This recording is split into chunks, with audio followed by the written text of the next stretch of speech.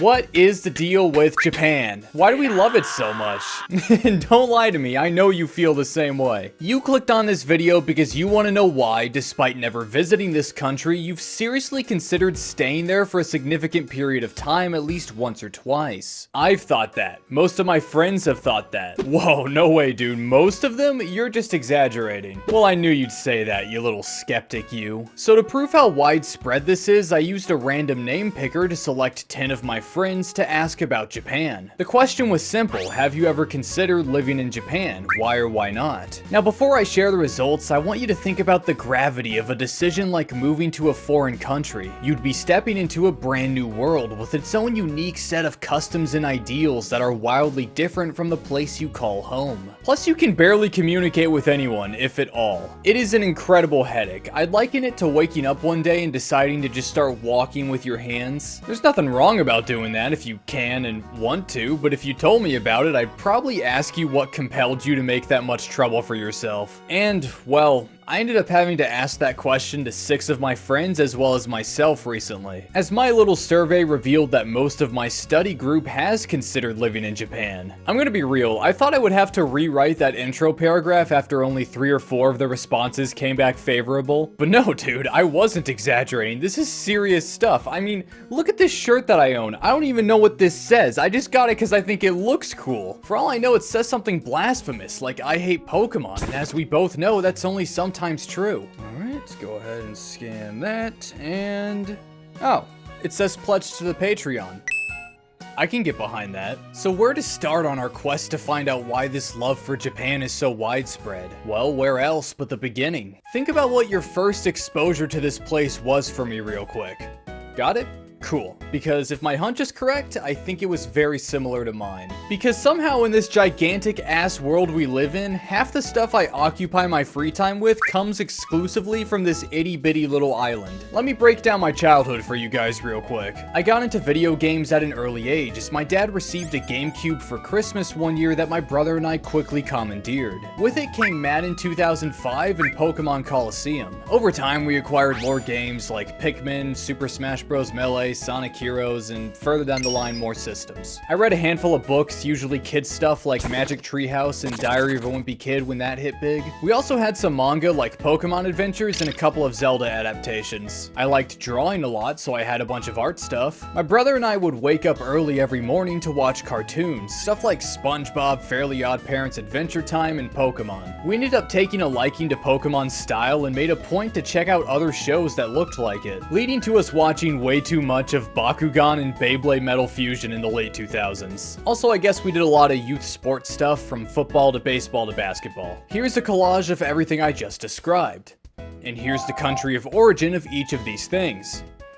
Do you notice anything slightly interesting here? Every kid who liked video games or cartoons growing up had to have encountered something made by Japan at some point. It's inevitable. And given how much these hobbies have grown and become more socially accepted ever since I was a kid, especially over the pandemic, I can only see this trend becoming more prominent. And once you get grabbed by one medium, you're quickly roped into another too. I remember begging my parents to buy books and magazines like Nintendo Power because I was interested to learn more about these wacky worlds my GameCube and Wii were taking me to, which led to me sitting on the floor in my room and racking my little brain to find some kind of way to say the name Shigeru Miyamoto that didn't sound wrong. Little did that kid know he'd be judged and rightfully made fun of for that exact thing years later. Because Japan had a hand in almost everything I liked and to this day still like, it makes sense why I'd have some level of interest in it. There's also something to be said about the way the country comes across to a foreign audience through its media, whether it's intentional or not. Game shows, for example, always looked crazier and more exciting in Japan. I remember thinking Wipeout was the craziest thing on TV as a kid, but this looks like loser baby bitch Playtime Land compared to Takeshi's Castle,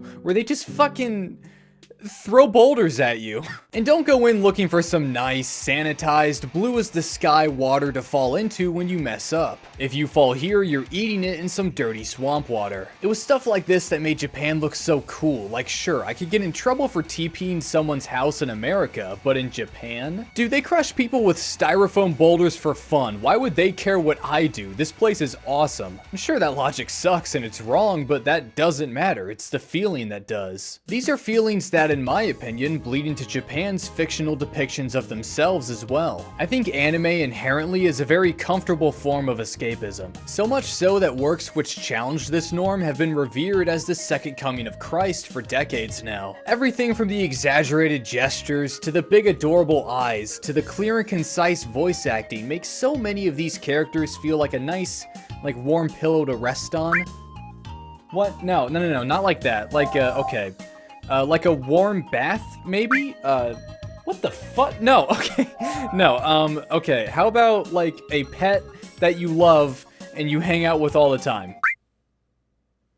I give up. This isn't to suggest that anime can't be brutal and horrific and make me pee myself, but when anime wants to be comfy, it has no equal. Like, I've never watched a Spider-Man movie and thought, man, New York City looks like a fun place. And it's not like they're trying to prop themselves up or anything. This is not exclusive to just Japan. Anime makes everywhere look good. Anime made London look good in the K-On! Movie, and while I've never been, from what I hear, that's next to impossible. I think the medium is great at idealizing locations and circumstances. Little everyday instances are extracted, taken out back, and delicately painted over until they're as appealing as humanly possible. Stuff like watching the sunrise over a beachfront, noticing how adorable your significant other is, or something as simple as buying a coffee from a vending machine and taking a sip. Wait, they put coffee in their vending machines? How's that even work, dude? Yeah, so not only does this stuff endear you to the location most anime take place in, Japan, there are tons of moments in these shows that introduce you to tiny aspects of the culture one step at a time, and that's what I think the crux of this whole thing is. In all honesty, a lot of what I'm talking about feels a few hundred steps away from the answers that 60% of my friends gave. Like, nobody's gonna watch Takeshi's Castle and think, alright, let's fucking do this. No, it takes a lot more than that. None of the friends I surveyed gave Japanese media as a big reason for wanting to move there. And while it did kinda surprise me at first, after giving it some thought, I realized that's a pretty shallow reason to just drop everything and move halfway across the world. But credit where credit is due, they would all be big fat liars if they said this stuff wasn't their first introduction to the country. That's the role I think media plays in all this. It's not what reels people into Japan, it's just one hell of a hook that'll stay with you your entire life if you let it. So you played a Yakuza game or watched a Shinkai movie and you're very interested in this strange new little world now.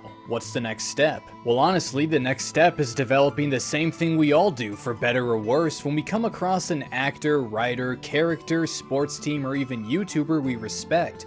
A parasocial relationship. It might seem strange to suggest that we form a bond like this with a literal island, but think about all the time and energy you've put into researching this place and its culture, despite never visiting it yourself. You don't exist to the country because you've never lived there, and if you did, you'd even be listed in some big database of residents. If a parasocial relationship is a one-sided affair where one party invests time and energy while the other doesn't know that they exist, then I feel like this fits perfectly. This is where stuff like this image come from. People develop this relationship with the parts of the culture they've interacted with and get invested to a point where it's hard to remain unbiased. For example, what if I was to say Fukuoka is one of the shittiest cities in the world? Am I right or am I right, fellas? You might experience an instantaneous tinge of annoyance well up inside of you, guided by your strong feelings of affection towards the country. This is what causes people to wage wars online over opinions that don't matter at all, or defend their favorite celebrities and content creators when they commit some heinous crime.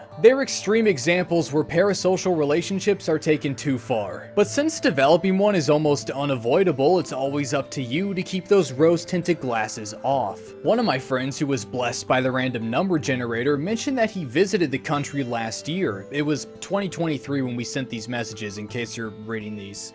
I thought this was the perfect opportunity to ask if it was what he expected, as I know that this is a thing that people unironically do. Thankfully, my friends are cool and smart and very funny, so now we have living proof that it's possible to temper your expectations. I don't think you needed to hear that from me, but it's good to have examples, you know? And let me be clear, that giddy, childlike feeling when you finally see a UFO catcher machine in person or get your hands on a manga that you just straight up can't read is not a bad thing. It's good to be interested in other cultures, just don't base your whole personality around it.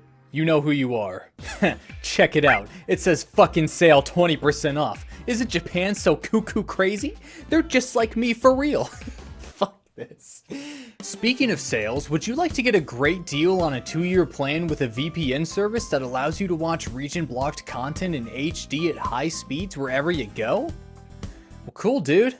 I hope that works out for you. So we've talked a lot about the emotional connection you build with this place, but not really what guides that process, because Lucky Star alone sure as hell isn't doing it. One reason for moving that was constantly brought up in my survey was an interest in the culture, a topic I've thrown around a few times in this video so far, but haven't really explored. A running theme I noticed was all of these responses expressed an appreciation for how different Japan was to where they are right now. I heard stuff about how the food was different, how the housing was different, their infrastructure, their work culture, history, fashion, their general aesthetic. One of my buddies even mentioned he developed a deeper interest in Japan by studying the linguistics of Japanese during grad school, a language that, if you didn't know, is extraordinarily different from English. Fun fact, that friend specifically told me it was okay if I showed his username and profile picture, probably because I've interviewed him before since he's a professional British person. He goes by Anime Brit and he makes amazing art. Twitter and Pixiv are in the description, please go show him the love he deserves. And a few of my other friends who I surveyed also make stuff, so I'll put them in the description as well. So thinking about how different stuff is cool got me on the topic of culture shock, something as exciting as it is scary, at least in my experience. I started asking myself what about it was so exciting, and that got me wondering when I personally first experienced it, thinking that I'd be able to understand better if I explored those memories. What my search ultimately led me to was an episode of SpongeBob that aired in 2000 called Rock Bottom.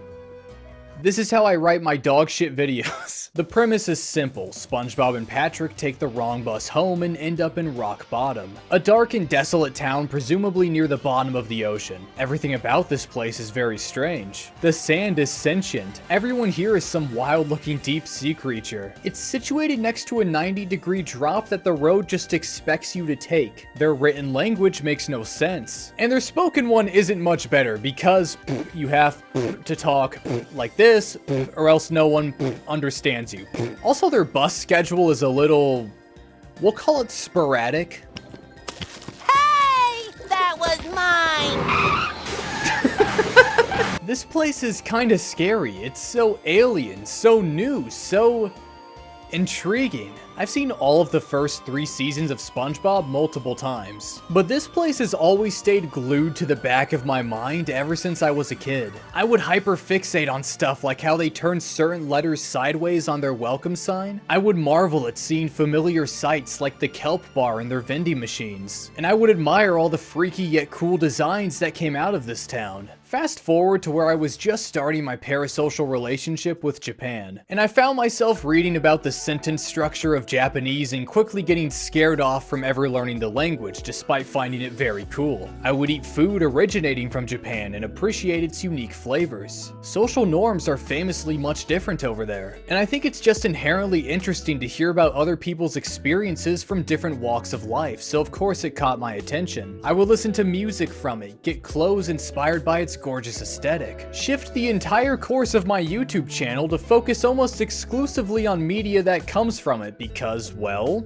I thought it was interesting. And I think if it wasn't so inherently different yet similar to what I was used to, I wouldn't find it so appealing. I'm sure if I flew to London or Toronto right now, I'd find a couple of big changes that'd give me pause and get me a little excited, but I think we both know that Japan is an entirely different ballpark. You hear stories of people visiting and being amazed by every little thing. It's like they stepped into a new world of sorts and were absorbed by the magic of it all. I know I've experienced inklings of those feelings when I visited Asian marketplaces or Japanese-style arcades. And I, at least for now, can only imagine how much fun it would be to tour the real deal. I feel like that burning desire to visit and explore the country ignites a lot of this passion, and it's ultimately something that's fueled by escapism. One thing a few of my friends brought up that really spoke to me was the idea that living in Japan would be cool specifically because it is not where they live right now. I'm sure most of us are pretty content with where we are, or even very happy. But regardless, there's always an allure to the unknown. All of the what-ifs begin to pop into your head. What if I love the lifestyle of this place way more than that of my current home? What if the work I'm hired for over there is much better than what I'm doing right now?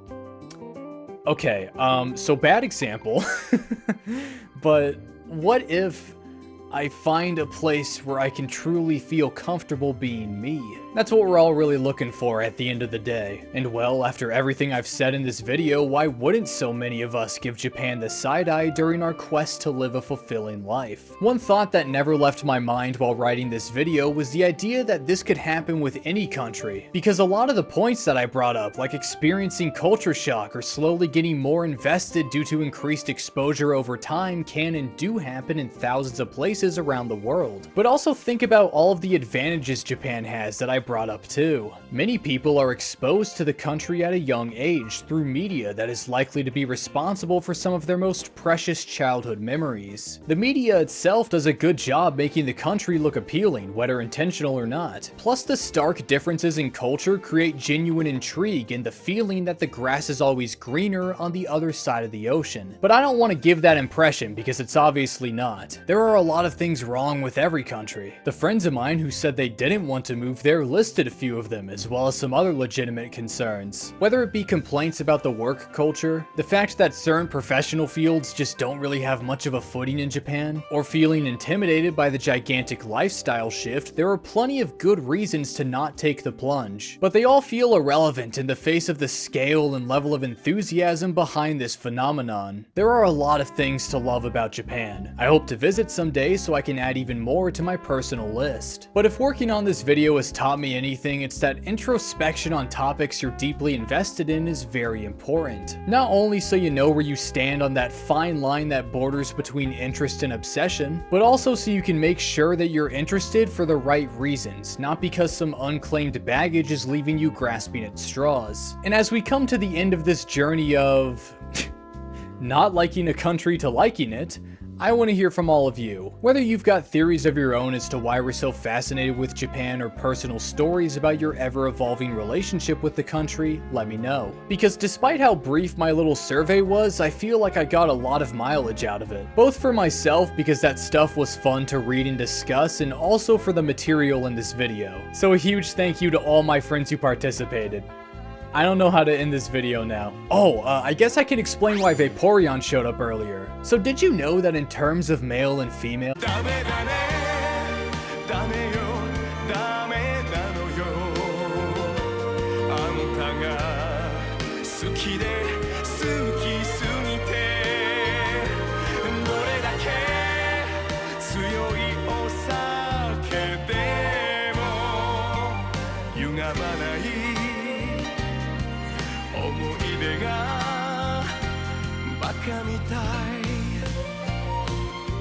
Hi, thanks for watching, and a special thanks to Silent Secondary, Mr. Chocolate Salmon, and the rest of my wonderful patrons.